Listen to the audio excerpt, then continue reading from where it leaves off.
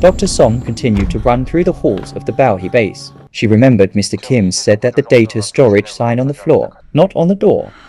She looked around and kept looking.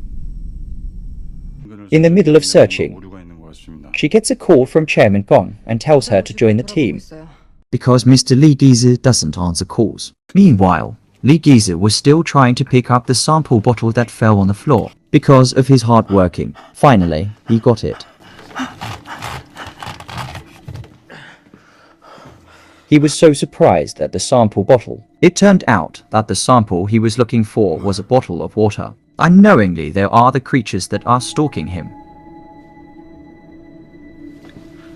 Elsewhere, Suchin's team is making their way to the command center. But the look on Suchin's face was not okay, like something happened to him. Captain Han called Chairman Gong and asked where Dr. Song. Feeling something was wrong, Chairman Han rushed to catch up with Dr. Song's to Storage 3. Suchin, who looked very pale, panted heavily while walking towards the command center, sweat profusely and his breath so heavy. In such a state, he saw a red asterisk stuck on the wall of the passage. Dr. Song ran to find Lee Giza, but in that place, she found no one. Lee Giza appeared from the middle of the door, and he seemed to be being pulled by a creature. Dr. Song, who felt curious, walked closer to the door. She entered the room and looked for Giza. How surprised Dr. Song, who saw Giza was stuck on the wall of the room and was thrown down to the floor.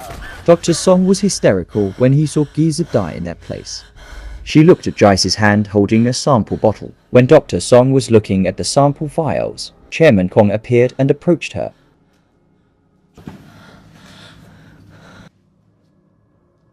Then Jice's body was brought to the command center. After being examined, it turned out that the cause of Jice's death was a cervical spine fracture. The skull, right hand and ankle were broken. Dr. Song was very shocked to see what happened.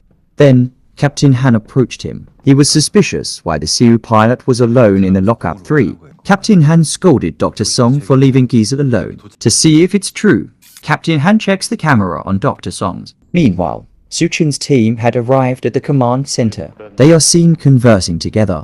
It's different with Suchin, who looks alone behind. Captain Han and Chairman Gong examine Dr. Song's. They also saw Giza while being pulled by something. In the camera, they saw the sample capsule that Giza was holding. The second team are seen still busy repairing the communication device, so that it can connect to the command center on Earth. There might be a fault with the outside radio. Then, they noticed Suchin sitting on a chair. They thought that Suchin was sleeping. After approaching Suchin, they were surprised to see Suchin's face, which was very pale, and spewed a lot of water on the floor. The water flowed like an unstoppable gush of waterfall. Meanwhile, Dr. Song, Captain Han and Leader Gong are still busy investigating and chasing after the strange creature that took their sample vials. They try to catch and find out. Their search was stopped because one of the crew reported Suchin's condition. Suchin continues to spit out a lot of water without being able to stop it. Dr. Hong came and checked Suchin's condition. Seeing that, all the crew was worried. They gave encouragement to Suchin to survive. Until finally, Suchin couldn't hold on. He died like a drowning man. His body was pale and his skin wrinkled, like drowning in a very deep sea. The entire crew was very saddened by Suchin's death. They moved Suchin's body to the main lab medical room for an autopsy. Dr. Song and Dr. Hong teams up to investigate Suchin's cause of death. Captain Han divided his team into two. He, Suhyuk, and he too chased the creature. Taisak and Sun restore the communication system. They do their job. Dr. Hong is still busy doing autopsies and Dr. Song is focused on finding out the medical records. Dr. Song is looking for samples from the other bodies so she can figure out the case of the deaths. Captain Han's team was still focused on chasing after the strange creature. They found graffiti on the walls of the base walls. Shortly after, visible signals of other creatures passing in their place, and they keep on chasing. While doing the autopsy, Dr. Hong heard from one of the crew that S.O. Chan was infected after he touched one of the corpses. She was afraid if Suchin's infection was contagious. Then, Dr. Song ran and looked for Dr. Song. Elsewhere, Captain Han, who was looking for the creature, received information that a malfunction in the communication system had been found. Finally, he and the team returned to the command center.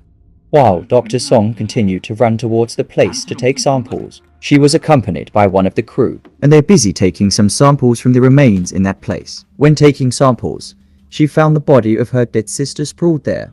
Then she went to the medical room and met Dr. Hong. Dr. Hong told the autopsy results that the victim died because his entire body was filled with water, meaning water rises from inside the body and happens so fast. Dr. Song tested the sample, and she discovered that there was another layer in Suchin's blood.